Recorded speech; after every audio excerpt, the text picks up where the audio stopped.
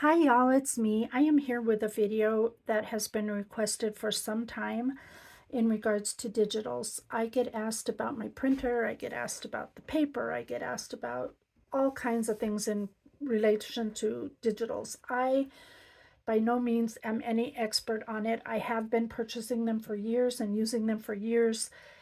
But I've noticed that a lot of you are just starting, and maybe some of you are out there who want to, but you're not really sure how to do or what to do. And I'm just going to try to fill you in with what I know from my experience using digitals. And they have so many benefits to using a digital, and I'll go over that with you. I'm going to start the process of this video kind of going from the top and going through things, how it's done and etc. I don't have video editing skills. I don't know how to do all the fancy stuff, so you're going to bear with me on the things I have to show you. I'll do my best to make it work.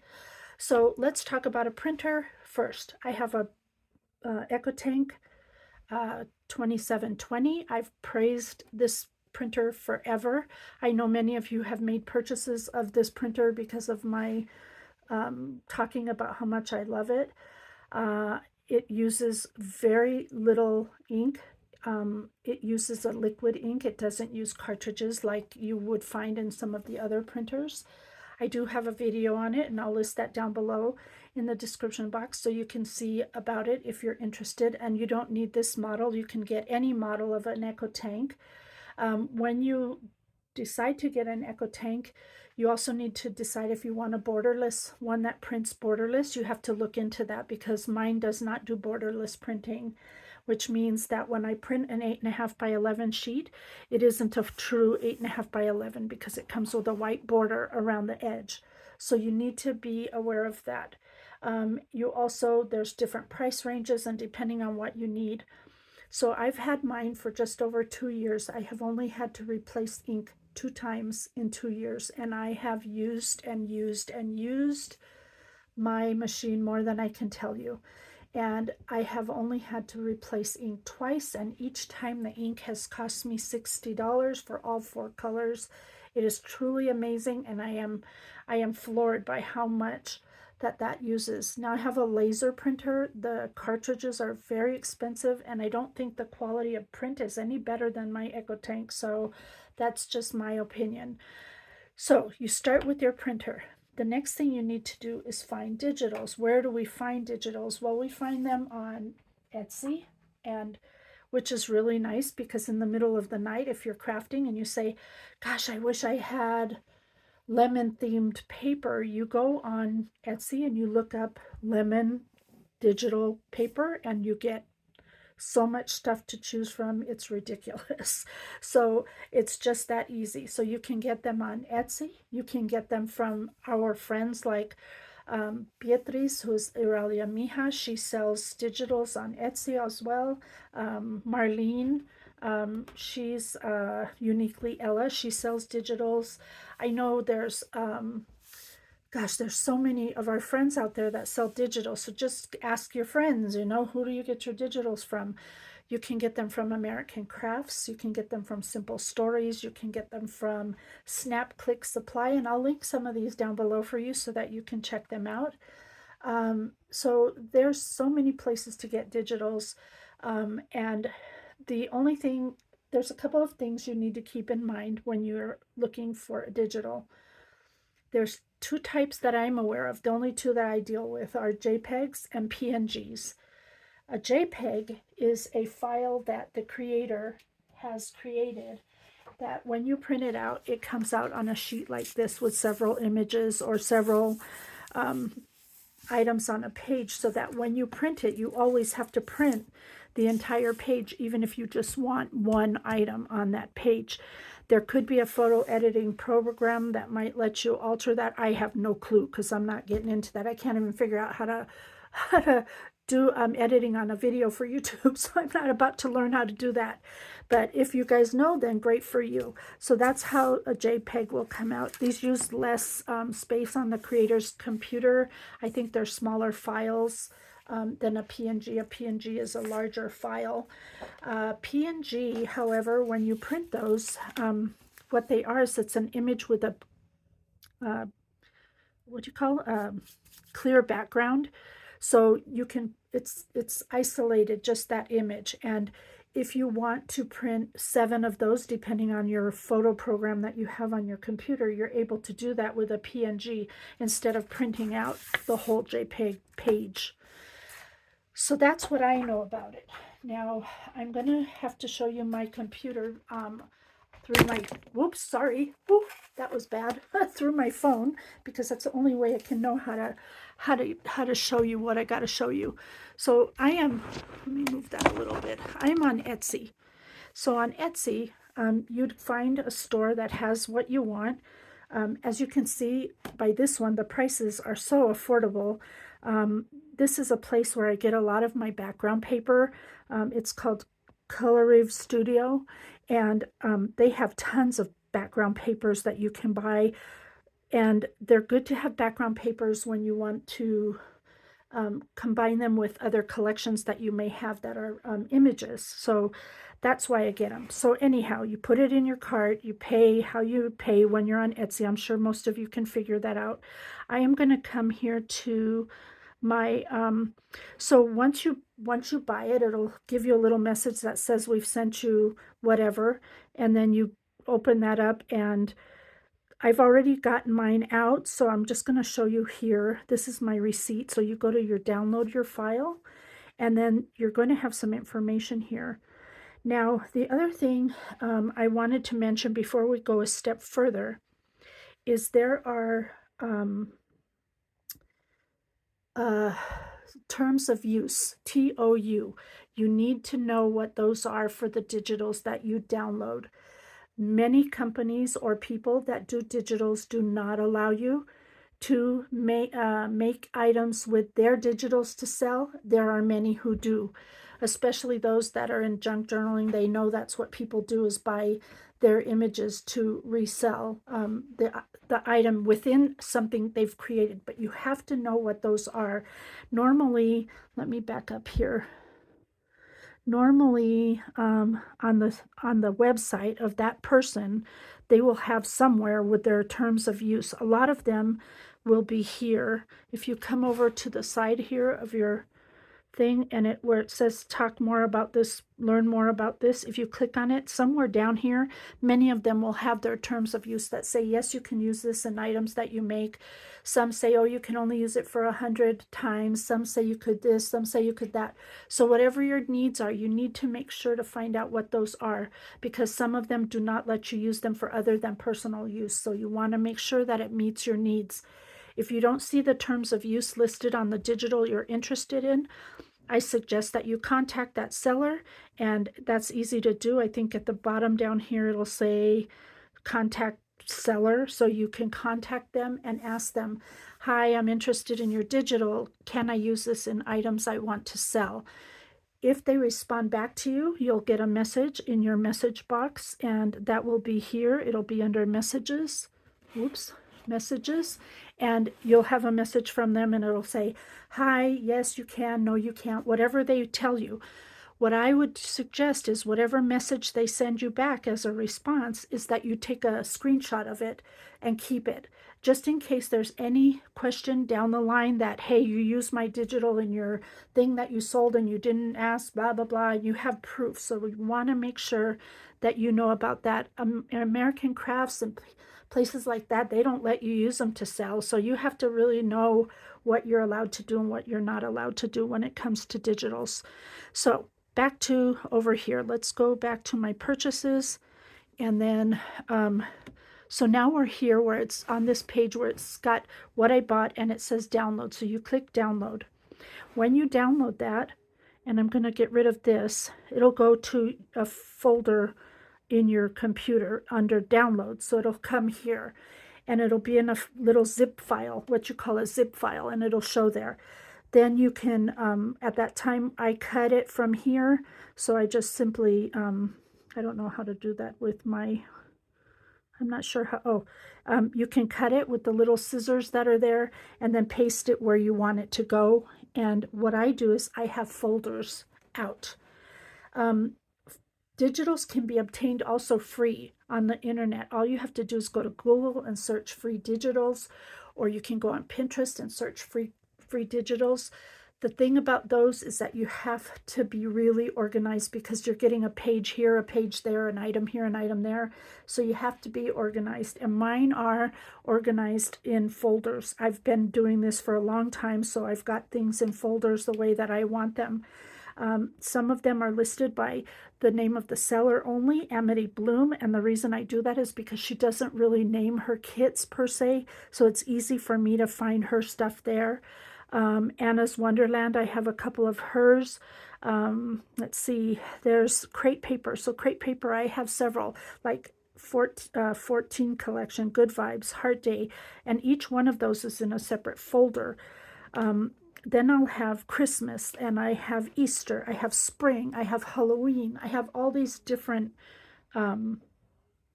things. So I'm going to first take you to paper. Let's go down to paper. I have a paper folder. Now, there's some here that you can see those are zipped files. I haven't opened those yet because I'm waiting to show you what happens when you get the file. So I've cut it and I've pasted it where I want it to go, which is in the paper folder. And then I'm going to, let's see, I want to open this one. So I'm going to click on that one. Oops, let me go back too much. I'm not used to using my, whoops. I'm not used to using this. So I'm going to do show more options. And then there is a, oh, wait a minute, I lied. Let me open that again. So it says extract all. So I'm going to hit the extract all. This window is going to pop up, and then it's going to say, is this where you want this to go? And that's where I want it to go. It usually is the folder that you're in that it will ask you that. If not, you browse to where you want it to go, and then you hit extract. And you'll see it's copying, unzipping that file and making sure that everything that's in there comes out. Now this was called burlap, so I should have a folder right here. This is the one it just unzipped. So now that I have unzipped this one, I'm going to move this folder, and I keep another folder in here that says unzipped, and I'm going to move that in there. So now I know that it's done, and there's another reason for that, and I'll show you that in a moment. Now this is the one that I've just downloaded, and here you can see this is the file, and these are all the background papers that are in that zipped file. Now these happen to be burlap, so if I open one up, let's see if we can see it better. That's a burlap file. So what I would want to do then is, if I want to print it, I'm just going to go here, and then I'm going to go to print, and then it comes up with your program, whatever program. I don't have my printer on, by the way, so it's not going to show it, but it will show there, and then you can print it. The other thing, that option that you have when they're isolated like this, is you can go to one. Let me open this one. Gosh, I'm not good with this as an iPad. I'm usually use it as a, let's see if I can get this to, nope. Bear with me, guys. I told you I'm having a, why isn't this one allowing me? Hold on a minute. I'm going to try something here real quick. I want to show you this because it's important, and it won't let me. Okay, so with this one, you can see it says show more options. I'm going to click that, and then I'm going to use the print over here as opposed to the one that I opened earlier. And I'm going to click on that. Now the reason is because there's another print program in here, and now it's going to tell me it didn't load. I don't know if that's because I don't have on my printer. Let me try it one more time. Let me try a different one just to make sure. Show more options. Print. Okay, so there you see I have it in this program now, and this one's different because this one I can get a full page, I can get a 4x6, I can get a 5x7, I can get 3x5, I can get wallet size, I can get even a contact sheet. And contact sheets are really good, and I'll explain those in just a moment. If I wanted to have, like, say, a wallet size one, and I wanted, you can go 9, it'll put 9 on a page so that I can print 9 of those 3 wallet sized pictures at once.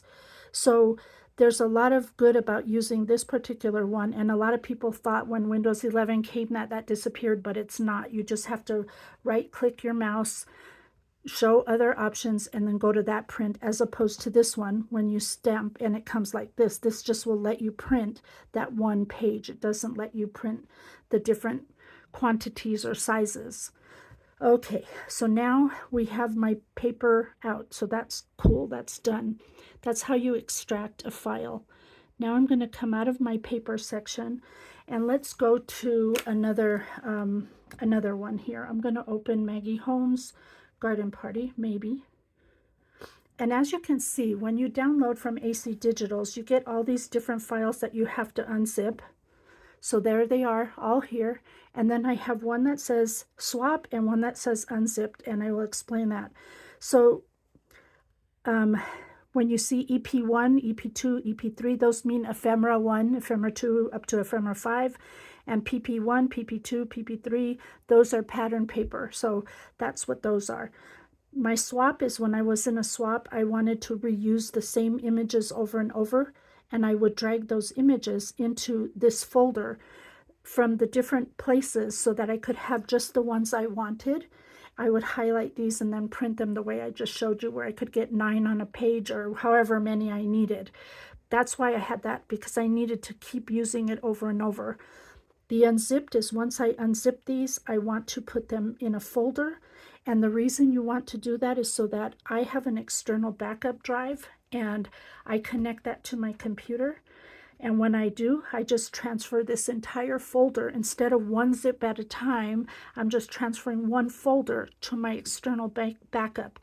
You want to do that because when you buy digitals from places like AC Digital or Snap Click Supply, they only let you download 1 or 2 times, 5 times, and after that, they go away. You don't get them anymore.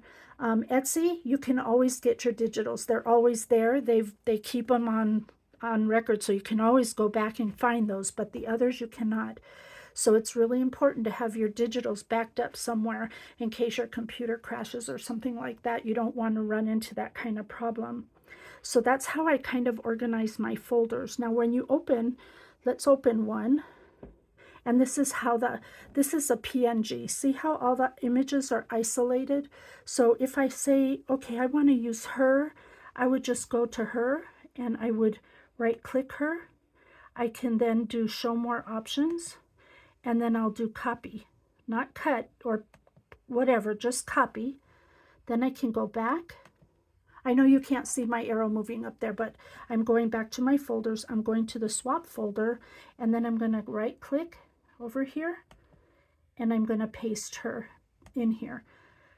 So there she is right there. Oh, she moved. She's over here now. There she is. So I can just print her when I need her. But yet, if I go back to the document number 1, I haven't gotten rid of her. She's still in there. She hasn't gone anywhere, so I'm not going to lose her. Later on, when I'm done with that swap folder, I can delete it and get rid of it, and I won't lose my image because she's here. The other thing that AC Digitals gives you is they give you this sheet right here.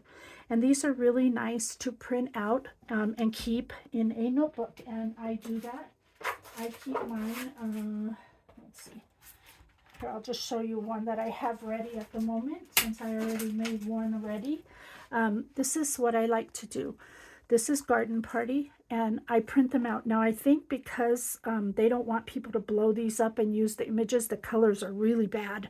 It doesn't matter what kind of printer you use. They come out looking really dull and ugly, but it just so that when I'm looking around through my digitals, instead of having to open every one of these to see what I want, I can say, oh, let me see.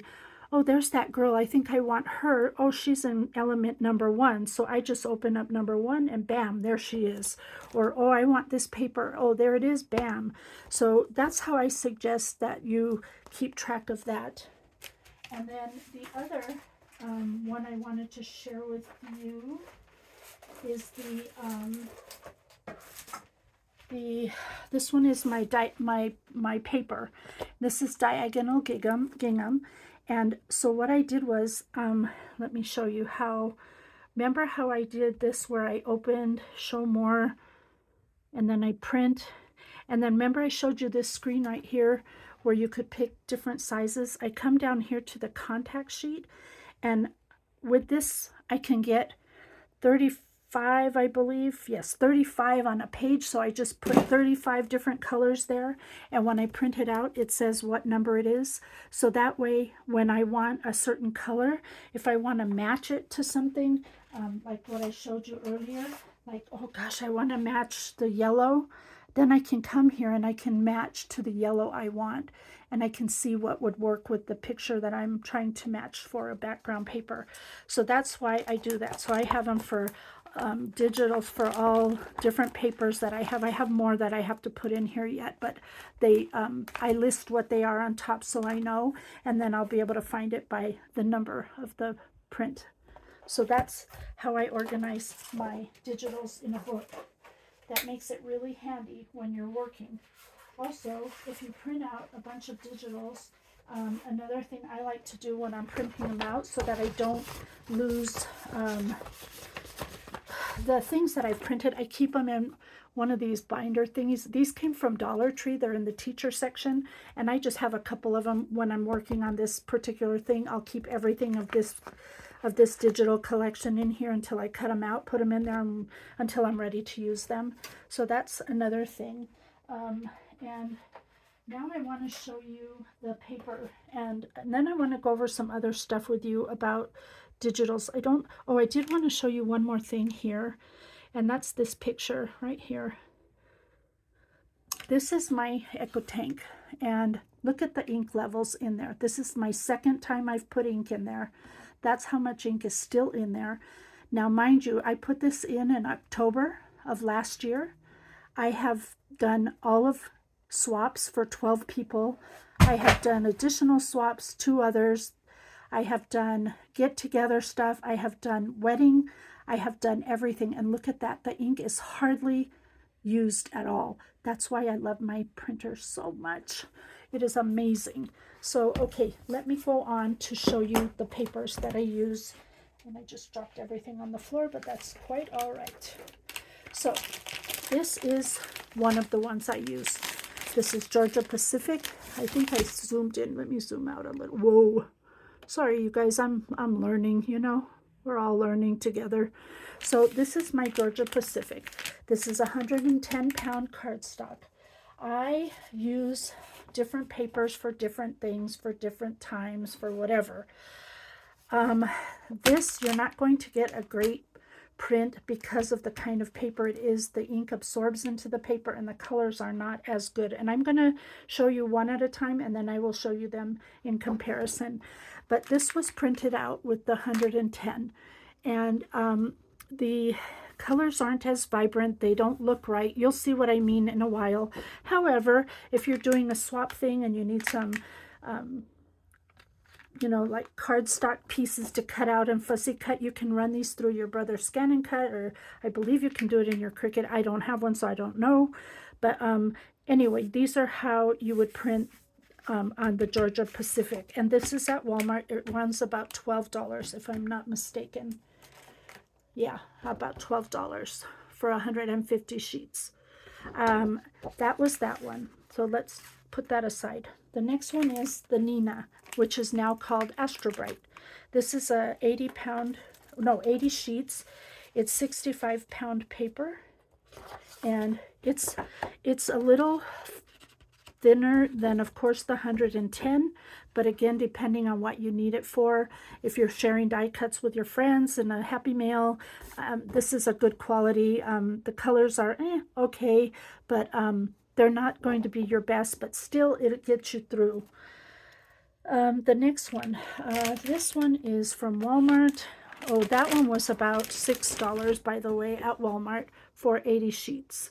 So that's what you get there. This one is Pen and Gear. Now, I took a sheet of just regular old scrapbook paper, the kind you get at Hobby Lobby, single sheets. I took it to Staples and asked them if they could tell me the weight of the paper so that I would know what to look for. And they suggested that I use this super premium bright paper of theirs. It was 28 pounds and theirs was 500 sheets, but it cost like $38. that's kind of expensive. So I went to Walmart. I found the same kind of paper, the same super premium bright for laser and inkjet, 300 sheets. And this one only cost $12. And this is how that one looks. Now, mind you, it's thin like scrapbook paper, but that's okay when you're using this for layering, like on top of cardstock or whatever. This is what I mostly use because it does really well. And then lastly, and this is the last one I'm going to show you as far as paper, this is Canon matte photo paper, Pixma photo paper, and it's 45 pounds. You get 50 sheets. It is beautiful, and the colors come out so nice on this one. I don't know, my lighting's probably sucky, but you will see the difference, especially with this girl, and I want to compare her for you. But this one costs $10 on Amazon, and you get 50 sheets. And this is when I really want to do a spectacular printing job, this will be my go-to paper. Now let's pull up the other so you can see what I'm talking about, and let's compare this girl. I want you to see the difference. Can you see a difference already just by that? Looking at her coloring on the good paper is pinkish whatever, and it's different in each of the different papers. You can see the colors aren't as vibrant. See her umbrella? It's really vibrant here, and in these not so much. And in a lot of things it doesn't matter, like the tree, it doesn't really matter, but this is much crisper and clearer than the others. So again, it all depends on what it is that you want to do and what you want to print. Now there's also other things that you can print on, and I want to share those with you as well. And I hope I didn't drop the one I want to share. I hope I didn't drop it somewhere. Let me see here. I think I have, hold on a moment, I might have dropped it. I did. Okay, so I took the same image that you're seeing here, and I did it on a vellum paper, and this is vellum, and look at how pretty that is. That's done with the EcoTank. You can see it only when it's on white better, but it came out spectacular on my printer. So I really love that, and that would be any kind of vellum that says printable. You want to make sure it says printable. This came from Hobby Lobby, and I've had these for a while, and it's clear. It's called clear. It's not really clear, but that's what they call it. So you want to make sure to look for printable. You can also work with some other papers. This is from Hobby Lobby as well, and this is a printable. Again, the keyword is printable sticker paper, and you can make your own stickers. So I could technically print this on here, and they would all be stickers if I chose to do that. Then there's, let's see what else we got here. This is some more sticker paper. That one was clear, and this one is white. So this one makes white labels, and again, it's printable. So you want to make sure that you read on there that it is printable. This came from Walmart, and it's a glittery paper. You can see there, it's glitter. You can actually run this through your printer, and it looks so pretty on images. When you print them, they would come out with her, but with glitter. She'd be glittery. Really nice quality. I love that paper. The other paper you can print on is not paper, it's shrinky stuff. And I got this on Amazon a long time ago.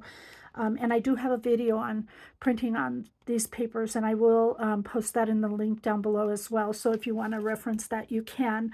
But it is so much to print on that, and that's one of the benefits of printing digitals, is that you can print on different types of papers. And I do want to go over just one more few things with you about the different, I have my notes here, the different benefits just for you to know. So the benefits of doing a digital is, like I said, in the middle of the night, you need a specific item, you can find it on Etsy, no problem.